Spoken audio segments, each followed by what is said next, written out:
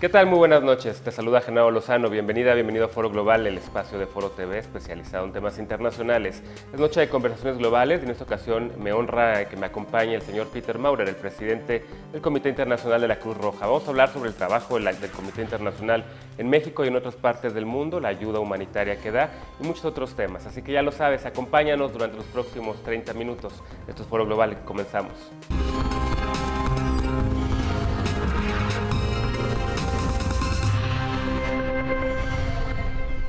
Gracias por acompañarnos esta noche. Como te mencionaba, nos honra tener en Foro Global esta noche al señor Peter Maurer. Él ha sido representante de Suiza ante las Naciones Unidas, ha sido también secretario de Relaciones Exteriores de su país y actualmente es el presidente del Comité Internacional de la Cruz Roja.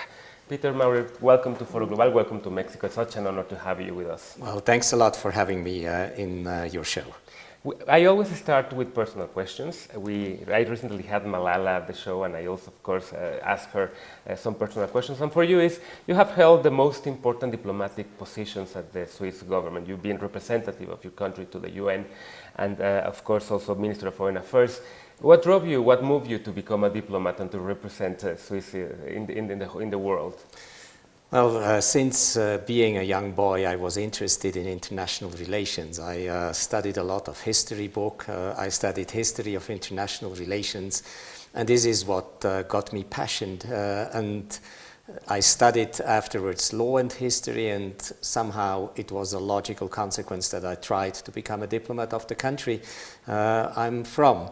I have been always interested in pursuing state interests in international relations and to see how you can work with others, how you can understand others in international relations and move to constructive solutions to some of the big challenges in international relations. And I think as a Swiss diplomat for 25 years, I tried to do my best to cooperate with many other countries, and the UN was a great platform. This was also an opportunity, very frankly, to meet a lot of Mexican colleagues because as a Swiss diplomat, we had a strong cooperation with Mexico. So it was a personal affinity and a personal interest coming from history to international relations, which continues to make me go and to keep my interest in my work. And from representing Switzerland at the UN and to the world, you now represent humanity, mankind, at the International Committee of the Red Cross. Well, it is indeed, comparing the two jobs, there are differences and similarities. The issues are always the same. It's the big challenges of the world. When you represent a country, you defend interest. You try to balance also the different agendas in a country, economic, cultural, security agendas. Well, when you are a representative of a humanitarian organization, you represent humanitarian interest. In the case of the ICRC, you represent international humanitarian law as enshrined in the Geneva Conventions. So you are much more an advocate for a specific issue than a diplomat pondering the different interests in international relations. So it's a new dimension. It's something which adds to what I have done in the past, but it's maybe even more passionate because, as you said, it comes with challenges to individuals, to societies, to groups of people. It comes with human drama, which I have the opportunity to see firsthand now as a president of the ICRC.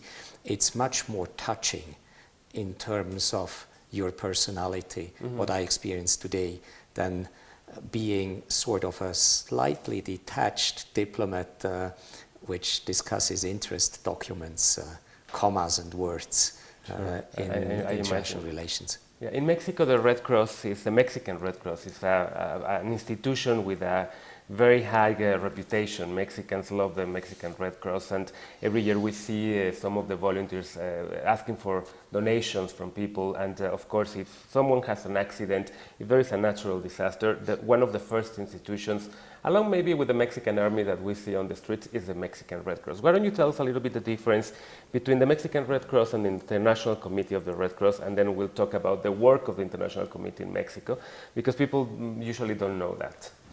Well, the International Committee of the Red Cross actually historically has been at the origin of what we call the Red Cross and Red Crescent movement. We were the ones being created, and because of the difficulties in warfare to attend to the humanitarian problems in the 19th century. But the founding fathers of the ICRC already had the vision that the ICRC over time should be substituted by national societies, and it would be the societies in countries who should take over the major humanitarian task. The idea of the founding fathers was that once in the future war would be abolished, and then the ICRC wouldn't be necessary. Today we see that societies are split, societies have social problems, and national societies attend to those social problems, to the environmental problems, to the natural disasters in society, as the Mexican Red Cross does so admirably. The ICRC again is focusing in today's world really on the issues of conflict, of violence in societies. Both together, we are the Red Cross and Red Crescent movement, governed by the important principles of humanity, of neutrality, impartiality, independence, solidarity. These are important principles which govern what we call the movement, but I think national societies are here first and foremost to respond to issues touching the states and societies in each country. The ICRC remains a critical actor in today's wars, conflicts, and violent situations. Those are two very interesting topics. On the one hand, the evolving mission of the ICRC, and on the other, the principles. And I want to ask you first about the evolving mission and objectives of the International Committee. First, as you mentioned, during the 19th century, it was protecting the lives of soldiers who were in battle. But in the 20th century, wars have become less frequent, especially after World War II. Now we have other kind of internal. We don't have like total war between states anymore. We have more like a civil war, or maybe internal conflicts or regional conflicts. And I've seen a documentary of the International Committee in which I saw your work, and I've seen that now the International Committee gives loans to women, gives school kits to children in Ukraine, or goes and providing access to clean water in Africa, and etc. No? What would you consider the main objectives or the main goals of the International Committee nowadays? Well, the goals and the objectives remain the same, but what changes dramatically, and what has changed dramatically since the 19th century, is the way wars are fought. And I think, as you rightly say, in the wars of the 19th and the beginning of the 20th century, still soldiers were the main victims.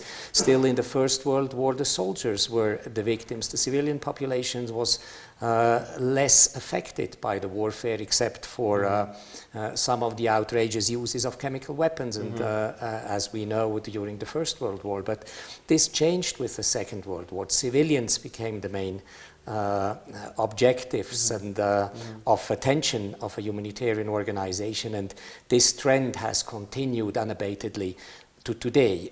Today is a little bit perverse, I must say, when I look at today's context, to see that civilians are the main victims of any conflict, and if you want to survive a war and a conflict today, become a soldier, because armies, armed groups are increasingly looking for themselves but not attending to the civilian population. So we have moved to deal with increasingly the civilians, but then indeed, as you say, we also have gone from limited wars in time and space into wars which prolong themselves, which become increasingly long-term, protracted, with fragmented group, with high availability of weapons to different actors in society.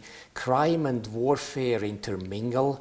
You don't know anymore today whether an armed group is an actor for a political objective or just a criminal gang threatening the communities around them. And this whole change of warfare and the face of warfare has led us to also adapt our assistance and protection work. So you have to go with the needs of people and you have to adapt your programs. And today, when you are in long-term disruptions of communities and societies, then you look into long-term humanitarian aid. It's something which preoccupies us sometimes, that we have been founded as an organization to respond to emergency, and today we respond to protracted, long-term, complex conflict where violence and war intermingle, and where we have increasingly sort of fluid situations on battlefields. Sure. Let me ask you one last question about the general principles of the International Committee. Then we'll make a pause and then we'll talk about the work of the ICRC in Mexico and why are you in Mexico now. Is this your third visit? It's my second visit as a president of ICRC, but of course I have been in Mexico beforehand. Sure. About the principles: humanity, impartiality, neutrality, independence, voluntary service, unity, and universality. Probably one of the people would be most curious about is the neutrality one, because the ICRC would help. It doesn't take sides in any hostilities, or at the same time you would also help a member of the ISIL or a member of Al-Qaeda than a civilian that needs protection. Is that I would say difficult for the ICRC to defend this principle of helping even a criminal gang or a person who needs help? Well, look, it's the same dilemma that medical doctors are in, and that's where medical ethics come from, and that's where humanitarian ethics come from. We are deeply convinced that impartiality and neutrality are absolutely critical values in order to assist and protect, to stabilize societies. We can't make distinction. We have to treat people according to needs. We have to respond to elementary needs, and this is what humanitarianism is about. This is difficult because we are navigating in highly politicized, highly fragmented, highly polarized context where people do war upon each other, and we stand for something which is consensual, because at the end of the day the whole core idea of humanitarianism, that there must be a minimal consensus, that war have limits, that violence has limits, that you don't do certain things, you don't kill wounded people, you don't violate women, you don't attack children, you keep civilians protected, you assist those who are most in need first. These are important principles of, in concrete terms, of neutrality and impartiality.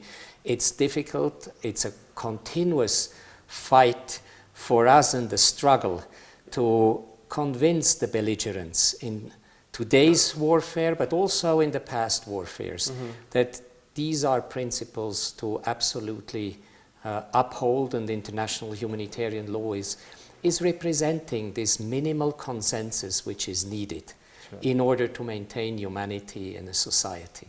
Let me make a brief pause and then we'll continue the conversation after Mr. Maurer. No te vayas, esto es Foro Global, vamos a hacer una muy breve pausa y regresando retomamos esta conversación de viernes con el señor Peter Maurer, presidente internacional de la Cruz Roja.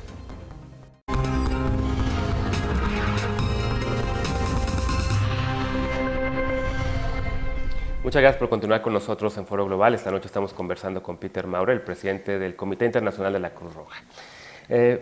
Peter, we were talking about these principles of neutrality before the pause, and I think that the Red Cross has been fundamental in writing this humanitarian international law, the 4 Geneva Conventions and the protocols of the Geneva Convention, but you have also been critical at helping some nations to write humanitarian laws, and I think that you're in Mexico because of the recent approval of the Ley de Desapariciones Forzadas, and I know that the Red Cross and also the United Nations were very close to that process in Mexico. Why don't you tell me a little bit about it?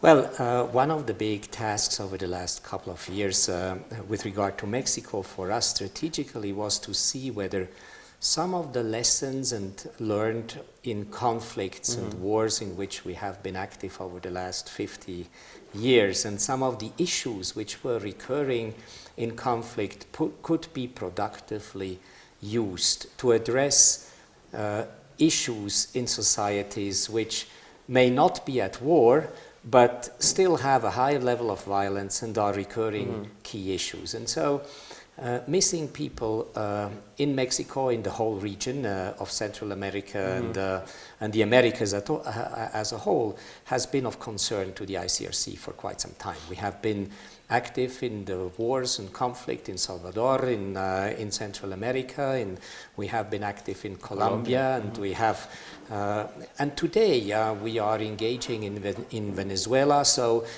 we have been active in those wars, and at the same time we asked ourselves, what can we constructively discuss and contribute to Mexican problems? So missing people because of the violence in Mexico, which has different origins than warfare, has criminal, drug and other origins, has been one of the issues. So we have learned in the past to deal with missing people, to develop protocols on forensics, of identification of dead bodies. We have developed practices and protocols and policies with regard to missing people in other contexts of the world, and so we have contributed in the legislative process.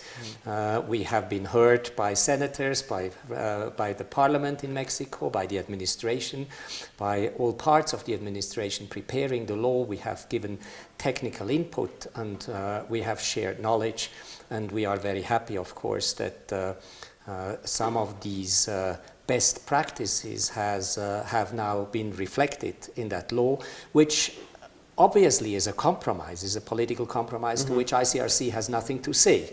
We are glad that a compromise has been found and that we have been able to contribute to a positive outcome of this legislation. Important now, of course, to ensure a solid implementation of this legislation, and my visit this week has been very much also to ensure the Mexican government and the different institutions that we are here, and we stand ready also to continue this cooperation with states, with local communities in Mexico to implement the legislation. That's amazing. On the one part is building these humanitarian laws in different nation states, and on the other hand you're also here because of a training for the Mexican army, a workshop for the Mexican army. Why don't you tell me a little bit about this too? As you can easily imagine, with our core mandate in international humanitarian law to engage with states and to help states to respect international humanitarian law, ICRC over the last decades has always had privileged relations with armed forces and of course also with non-state armed groups.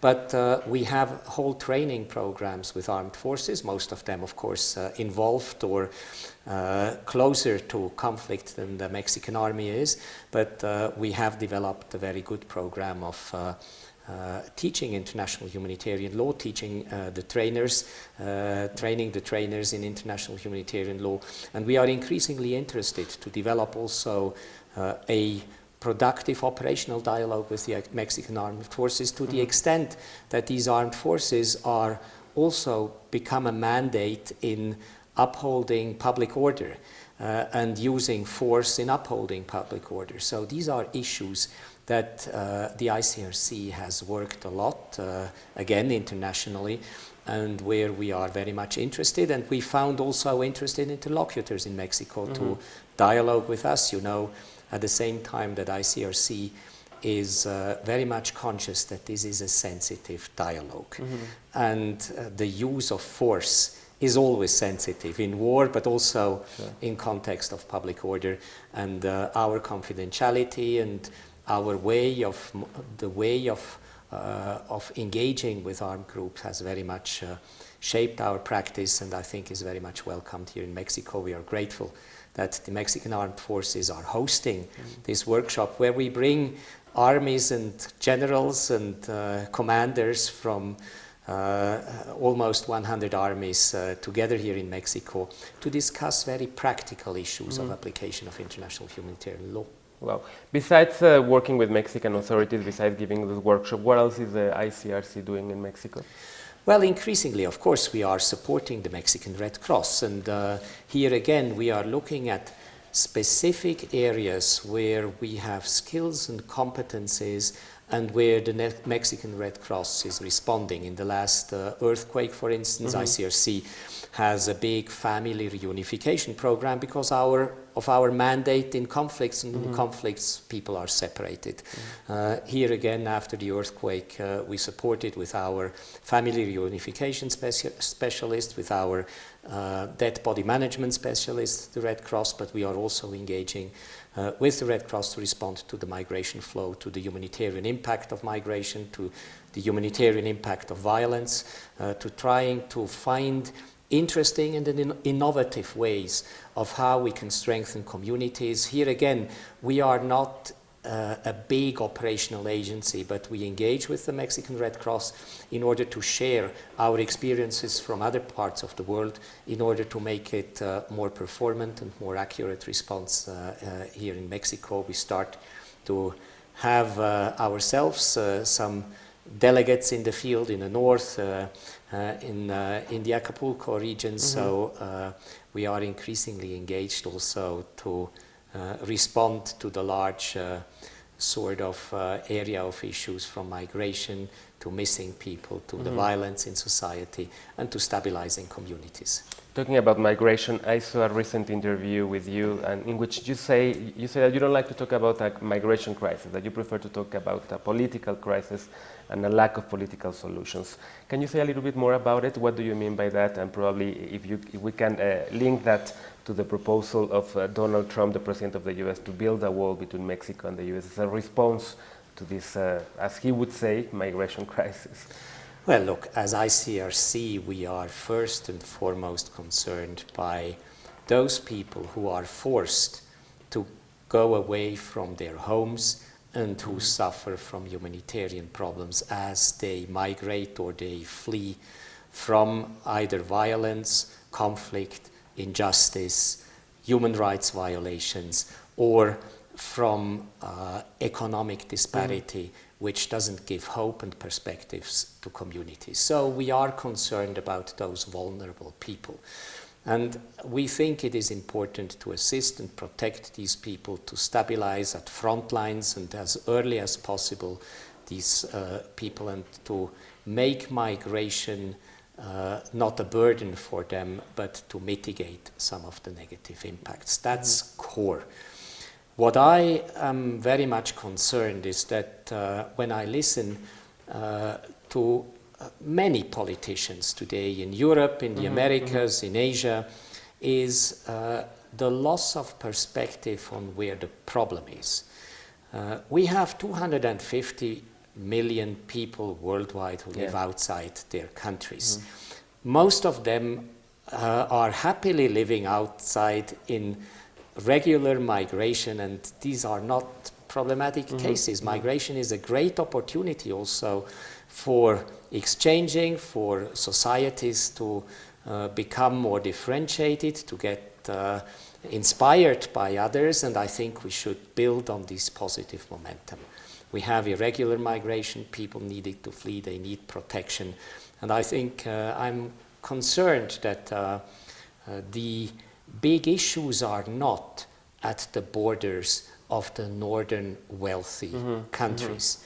Most of the people needing to flee are still living in the south, are still living in the countries in which they are displaced. 2/3 of all people displaced by violence are displaced in their own country. From the rest, from the 1/3, from 22 million who are refugees, most of them live in the neighboring countries of conflict and still in the global south. So I'm always a little bit reluctant when I hear politicians in Asia, in Europe, and in the Americas considering that their southern border is the most important issue where a migration crisis is, to say, stop it.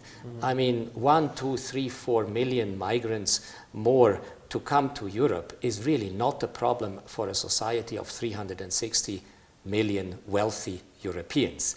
And a couple of more migrants in the United States must not be a real big issue compared to the really big issues which are at front lines and where we are active.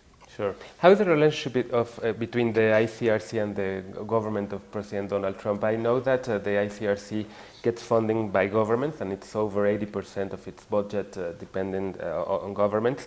And I think that the U.S. is still the major donor or contributor to the ICRC. Are you worried that this might change, seeing that Donald Trump is cutting off a budget to humanitarian relief and taking the U.S. out of the UNESCO, and among other things? Well, we are always worried not only about the United States but also of other countries when we hear sort of retreats and verbal retreats into isolation. We have excellent relations with the United States, have always had. Today I can say that after almost a year into the new administration, we have excellent relations with our traditional ministries in the United States, with the Ministry of Foreign Affairs, Defense, with the National Security Council, and other outfits with Homeland Security, and we have fluent, continuous, and productive relations with the United States. We also have certainly good support in the nearer environment of the President, a lot of understanding by some of his key advisors for the work of ICRC. But I would also very frankly make a point that ICRC makes a lot of efforts and has always made a lot of efforts to be impactful, efficient, and effective in our work. So I think if we have good relations, this is also because we make a lot of efforts to bring value to the money we get from important donors, including the United States. Secondly, I think we have demonstrated to the United States and to many others that our way of engaging on the respect of law is something which is of critical importance for the United States and for everybody, for all countries who fight war and are engaged in security and anti-terrorism and other operations internationally, and that we are a good partner in that. And in that sense, we are also a little bit comforted to see that the excellent cooperations continue with the United States. Well, thank you so much for these minutes for Foro Global. Of course, after hearing you now, everybody would be very aware that the International Committee of the Red Cross has been the recipient of the Nobel Peace Prize in 3 occasions, and this is the main reason why, because of the incredible work you do. Thank you so much. It's been an honor. Muchas gracias. And one last question for the Mexican audiences. Any recommendation of books you're reading, any novel? I always ask also my guests to recommend a book. Well, I like a book which I continue to take out of my shelf. It's from a philosopher called Kwame Anthony Appiah, and it's on identity and violence. And it's a book which reminds you that when societies start to define themselves as singular identity, violence is not far away. We have to embrace diversity today because we live in a very connected and diverse world. And I think it is important to remind ourselves that we have to remain open to the others, open to other cultures, that we have to embrace diversity if we want to keep violence out of society. Peter, it's been an honor meeting you. Thank you so much for this. Thanks a lot.